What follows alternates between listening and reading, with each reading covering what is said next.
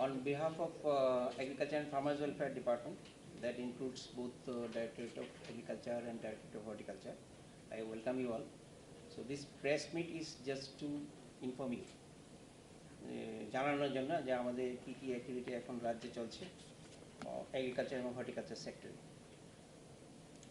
তো প্রথমত আমরা রাজ্যে যে অনেক আগের থেকে আমাদের পার্সপেক্টিভ প্ল্যান ছিল যাতে আমরা ফুড গ্রেন প্রোডাকশনে সেলফ সাফিসিয়েন্সি অ্যাটেন্ড করতে পারি। তো এখন তার সঙ্গে যুক্ত হয়েছে আরেকটা অবজেক্টিভ, সেটা হচ্ছে কৃষকদের ইনকাম ডাবল করা বা তারও বেশি, এখন পর্যন্ত ডাবল করাই আমাদের অবজেক্টিভ। আমাদের বর্তমানে রাজ্যে কৃষকের সংখ্যা আছে 4,72,000। এর মধ্যে যদি ক্যাটাগরি ওয়াইজ আমরা দেখি তাহলে এর মধ্যে থাকে জমি আছে এরকম, তো সেই জমিটা তার নিজের নামে থাকতে পারে, তার অ্যানসেস্ট্রাল ল্যান্ড বা তার পূর্বপুরুষের নামে থাকতে পারে। এই ধরনের কৃষকের সংখ্যা আছে 3.13 লক্ষ।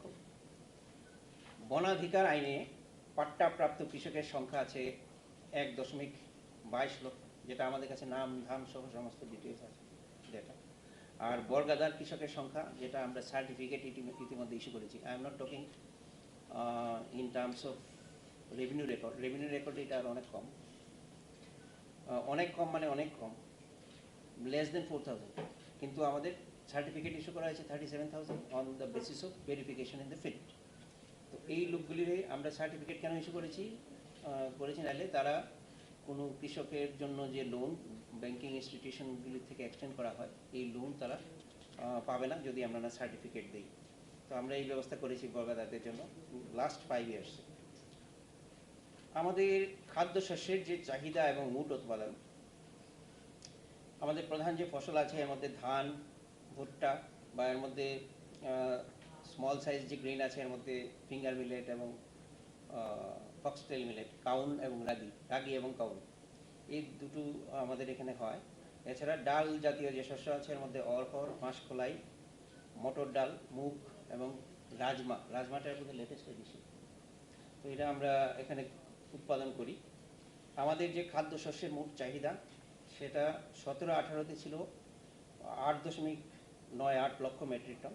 2021-22-এ সেটা দাঁড়িয়েছে 9.37 লক্ষ মেট্রিক টন। আর মোট উৎপাদন সেই তুলনায় একটু কম, আগেও কম ছিল, 8.55 17-18-তে 8.55 লক্ষ মেট্রিক টন, আর 21-22-এ সেটা দাঁড়িয়েছে 8.71 লক্ষ মেট্রিক টন। যদিও আমরা প্রোডাকশন বেড়েছে কিন্তু সেই তুলনায় চাহিদা বেড়ে গেছে, সেই জন্য গ্যাপটা এখনো আমাদের আছে, বরঞ্চ গ্যাপটা একটু অল্প হলেও ওয়াইডেন হয়েছে।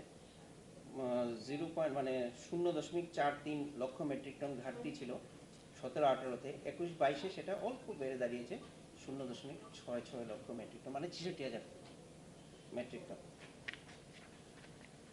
চালের চাহিদা আর মোট উৎপাদন, আমরা জানি ধানই আমাদের রাজ্যের প্রধান ফসল, যদিও এটা রিমুনারেটিভ না।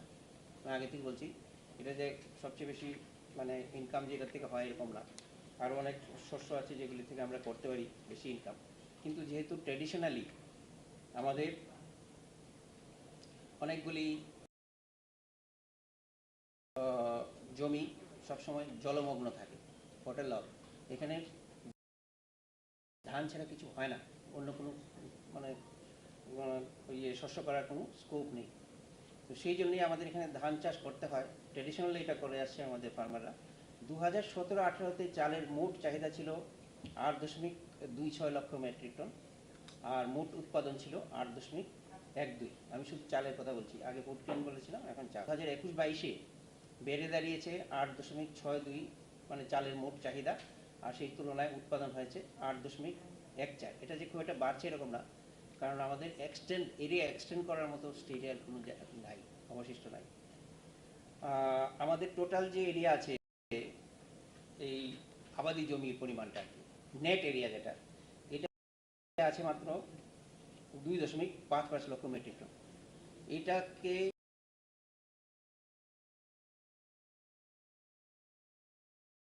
এক্সটেন্ড করার মতো আমাদের আর কোনো স্কোপ নেই, বরঞ্চ আমাদের এটা দেখতে হবে যাতে ইরিগেশনের মাধ্যমে সায়েন্টিফিক ম্যানেজমেন্টের, মানে সায়েন্টিফিক প্র্যাকটিস এবং ম্যানেজমেন্ট এর মাধ্যমে আমরা যাতে আরও উৎপাদনশীলতা বাড়াতে পারি, এটা আমাদের অবজেক্টিভ। তো মাত্র